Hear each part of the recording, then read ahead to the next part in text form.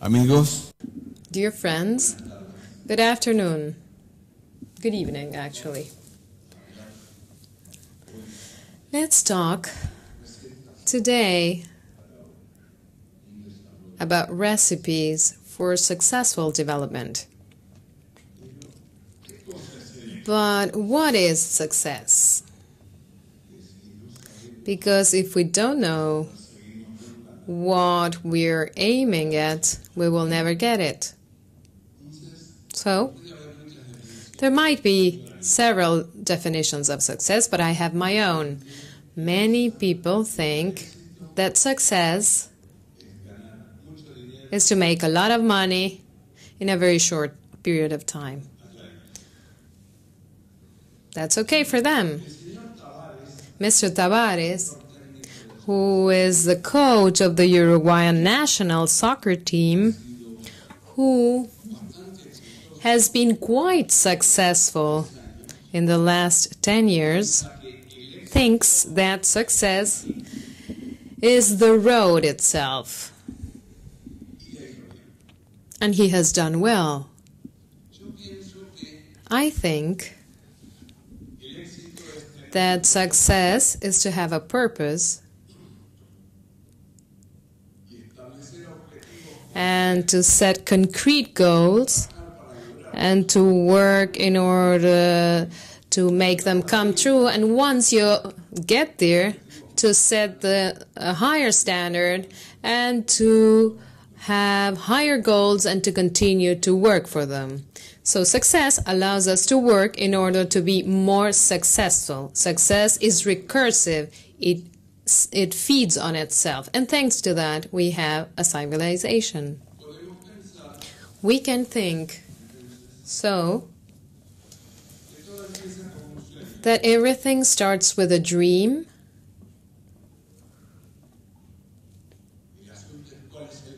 The thing is, how do we get? What's the road from that dream to success? Usually the road is not a straight line road, and it's not a short road, because even if we work well, reality is very stubborn, and sometimes it goes against our wishes. So, behind the dream, we need to have a project, and we need to work, to sacrifice, always with enthusiasm and with joy.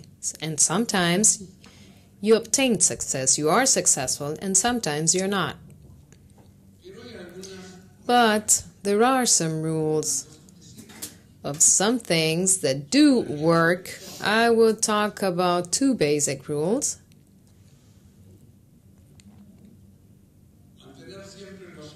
Always keep your eyes wide open. What does this mean? If I keep my eyes wide open, will I think about new ideas that will be useful? No. I need to have a purpose, and I need to be working for that purpose. And then, and only then, will I think of ideas that might seem the result of chance. But chance is absolutely isolated then, because I am immersed in the whole thing. For example, in our history,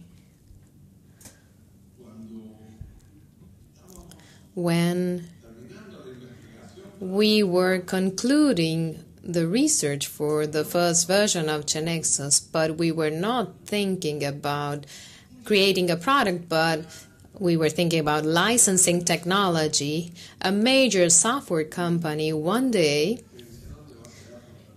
which had a personal database manager who was a very humble man but a very successful man, decided to add SQL and a relational database behind.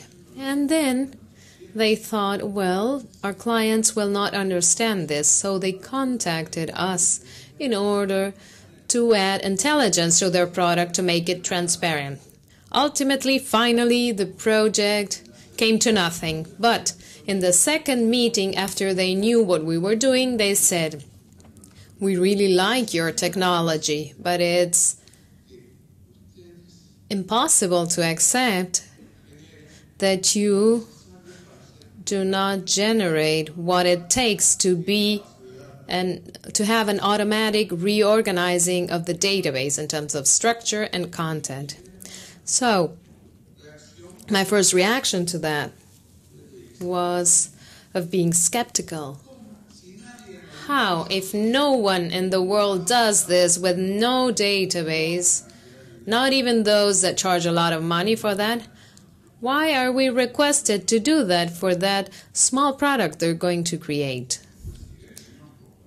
Then, when you don't understand something, then you're angry. But we didn't stop there. We kept our eyes wide open, and the following week, we had a prototype. And 1 month afterwards, we were releasing a product for our client that would solve that problem of the automatic reorganization of the database in terms of structure and content, something that today, many years afterwards, we are still the only ones in the world to do that. We learned because we had our eyes wide open. And then we moved on with our road, as Tavares would say, and always enjoying it. And I think that it was in the third event that we had, our community, which was way smaller than the one we have today, our community was present there, and some businessmen came to us and told us, we're really satisfied with your product. It has helped us a lot, but there's one problem. I know that you told us that you were going to generate automatically 70% of programs and that we would only have to write the remaining 30% manually. And we accepted that, and it has proven good for us. But what we cannot accept is that 30% of programs that you're not generating, we have to keep them in a manual way.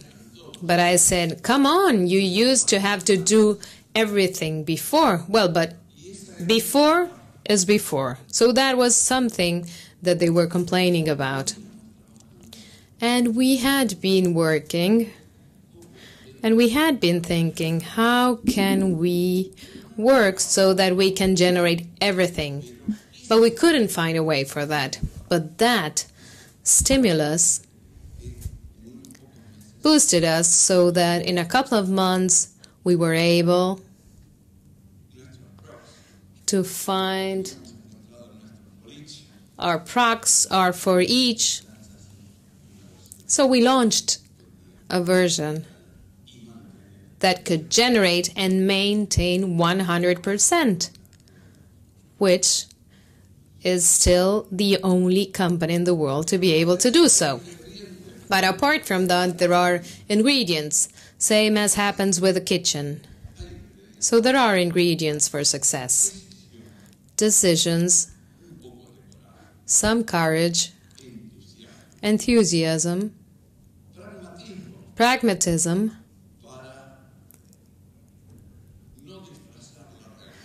not to disguise reality, not to deceive ourselves, patience, and joy.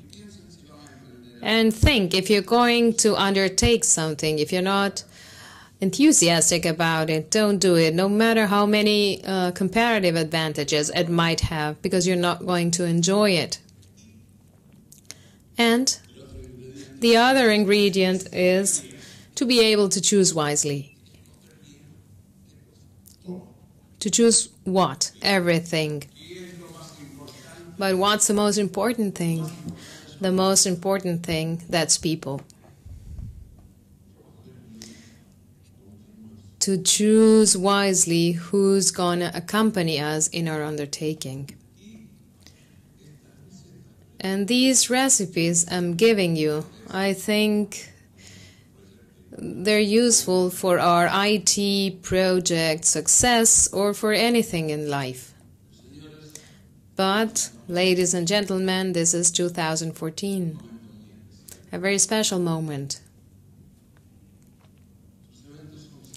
Our events are always important, of course, for us and for the community. I dare say that this one is the most important one in many years. How can we describe the world today? It's very different from what it used to be 25 years ago. What do we see everywhere? Technology. And more technology. And more technology. And more technology. And more technology.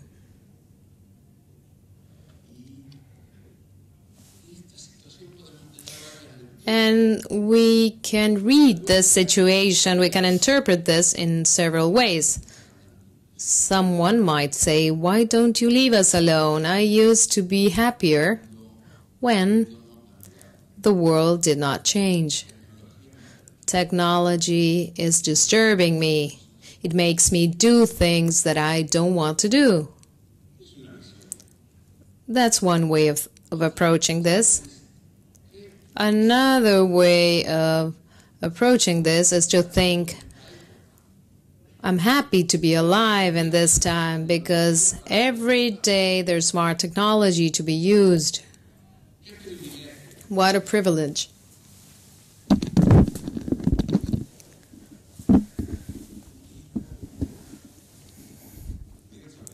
But there's another way of seeing it. There's a growing complexity of everything. It grows exponentially with a strong curve. We could even wonder whether it grows due to technology. Don't get too excited. Technology is a tool. It grows due to the complexity of the world, due to crises which one after another the world has. Technology is absolutely necessary in order to deal with that complexity the world has.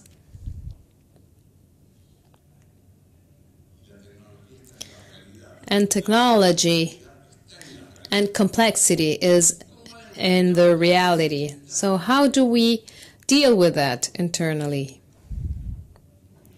Well, we have a set of tools.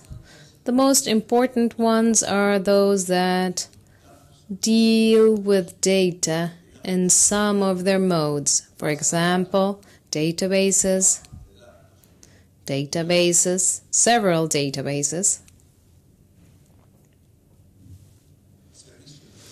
data services, clouds, and applications. What applications? Our applications, legacy applications, providers' applications, products such as SAP or Band Hotel, etc., or K2B.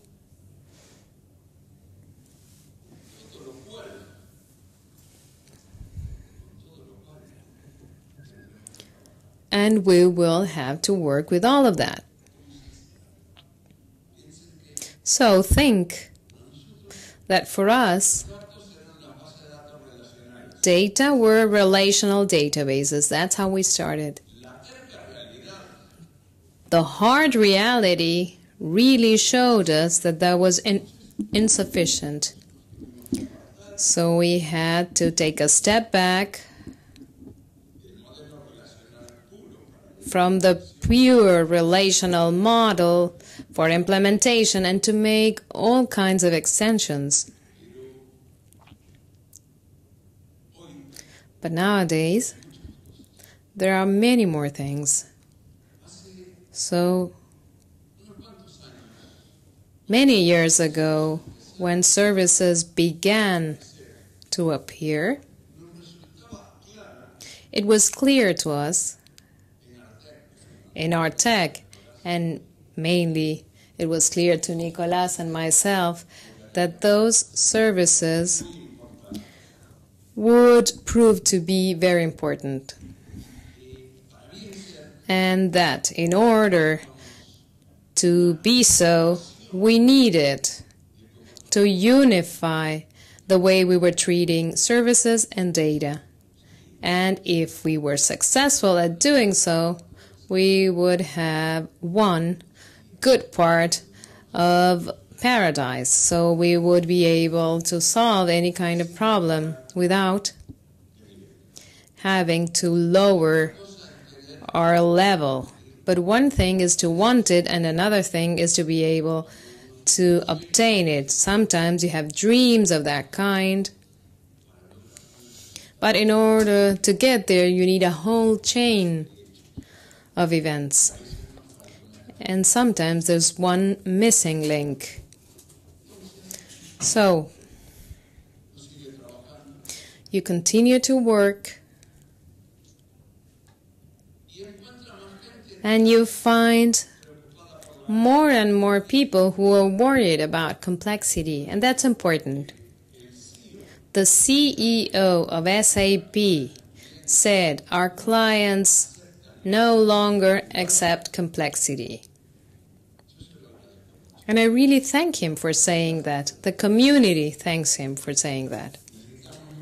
We need many more people who think this way and who say this. But what do we do with GeneXus in order to make our dream come true?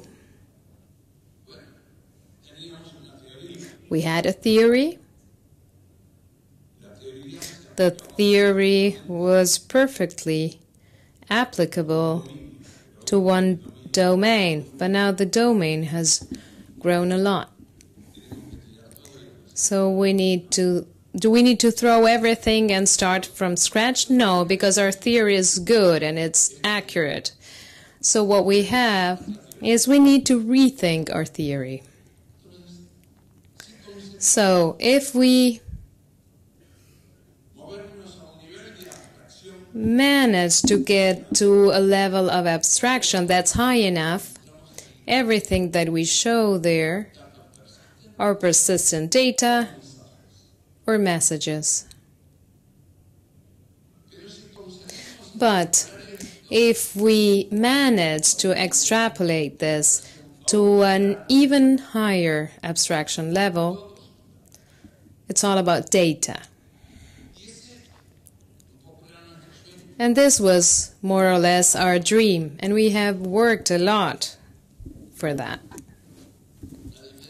The difference today, October 1st, 2014, is that we have the missing link. So, in the future, our dream of dealing with everything as if they were data, we will make that dream come true. The goal is huge. We will make some steps very quickly so that you can enjoy this quickly, and there are many years of work ahead, but this implies a huge leap of at least 10 years. So, getting back to success.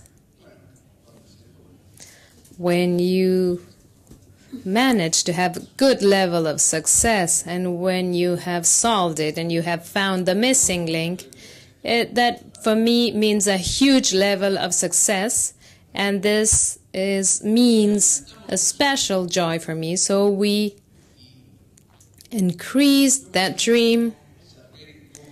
And I won't be like Sergey Bubka. Some of you might remember who Sergey Bubka is. Sergey Bubka was the best pole vaulter in the world. And he would break the record in every major sports event, and always just by 1 centimeter. He had his reasons for that. His sponsor, whenever he broke a world record, his sponsor would pay him $1 million.